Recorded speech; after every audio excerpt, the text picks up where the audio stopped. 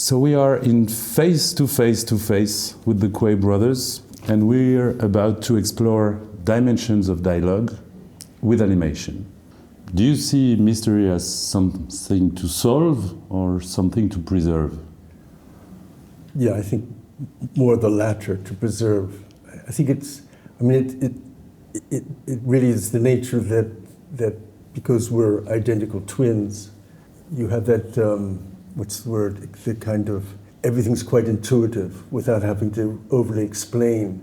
So it's very hard sometimes to have a team of other people because it's very hard to transmit sometimes, which is why we work on our own, really. Apart from when, say, we've worked in the theater or the opera, where it's much more of an open collaboration, and you understand that, and that's.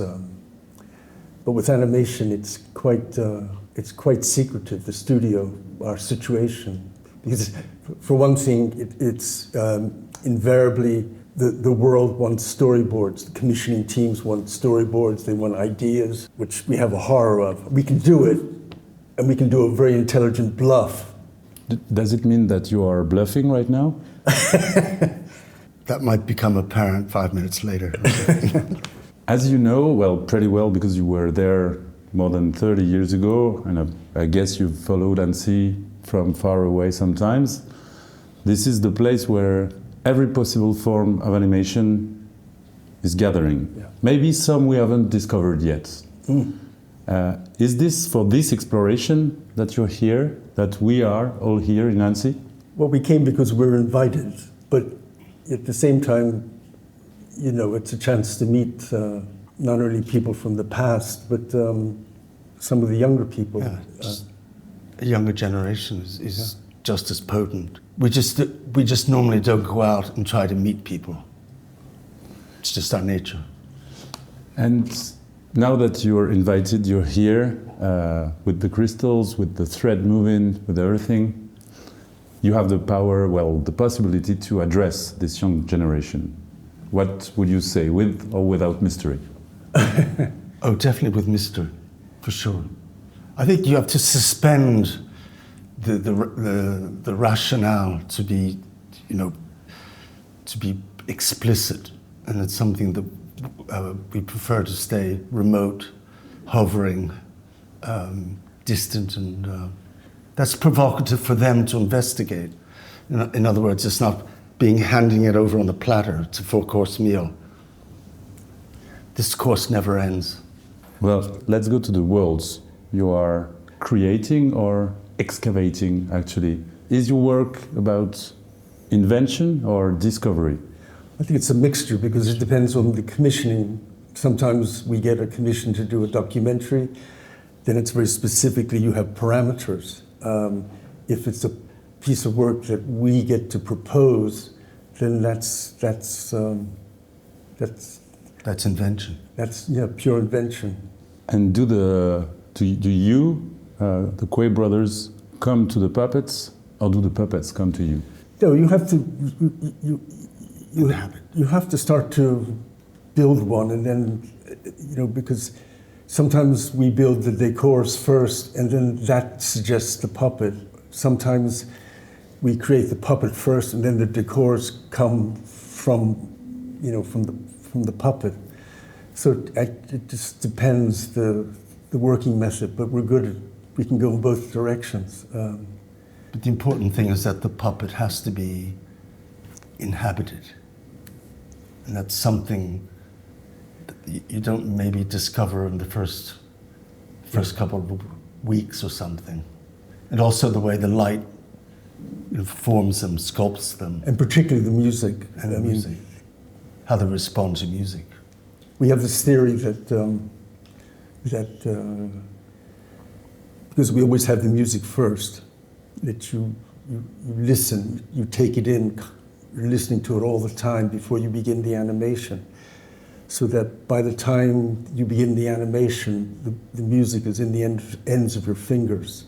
So you're animating that kind of with music, and you're musicalizing the puppets and the space. And I think then the puppets start to flow.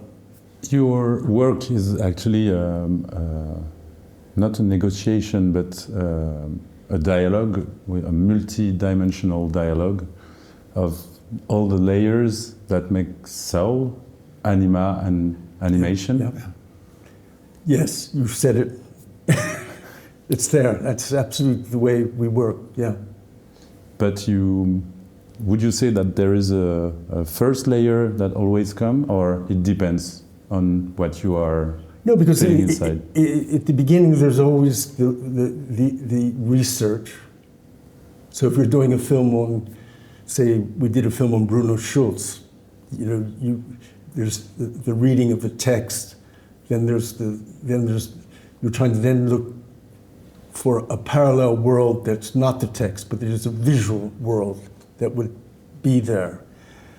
So lots of research on that, and then you start to build the decor, and then the puppets. So they become stages, and then once you're ready for the animation, you start to create the light. And then we always do, as we animate, we almost immediately we're editing to make sure that, because we have the music, that it's working. In your work, artwork, you're bringing back some hidden or forgotten objects, sounds, artists. Yeah. So is this more cultural preservation and legacy more than animation? Well, that's the invisible side. That's the side you impart with your fingers. Yeah, because I think that a lot of times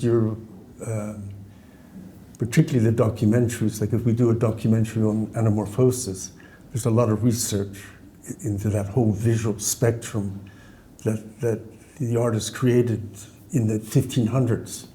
That is excavation, but it's available on, if you go to a good library, you can do it. You can find the homework. Even the internet's pretty good now. 2 days ago, Guillermo del Toro told us that animation and every form of art is about reproducing the world, like copying it. How would you react to that? But you don't want to argue with Guillermo. Was he talking about animation or live action? Any kind of any art kind of... as a way of reproducing the world. Yeah. I think it's more reproducing it in a parallel world, not necessarily, it's metaphoric. You can create a metaphoric universe or an analogic universe, but I don't think we try to reproduce the human world, not in the slightest. Back to the idea of time and tempo and rhythm, your films ask audiences to slow down, to observe and wonder, to feel and refeel. In a culture that is gazing and maximizing speed, has patience become a form of art? Yeah, in a way, sometimes it's what separates the men from the boys without being sexist about that. It's like some people have the fortitude that they have patience. Some people just don't have that patience. So therefore, they'll miss things. That's why they press, twice the speed.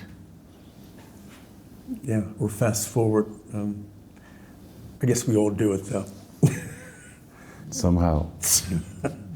If you had to guess which animation country will be in the spotlight next year in Annecy, which country would you pick or would you like to see? We have always had a fondness for... We always thought that the Eastern Europeans set such a high precedent with animation.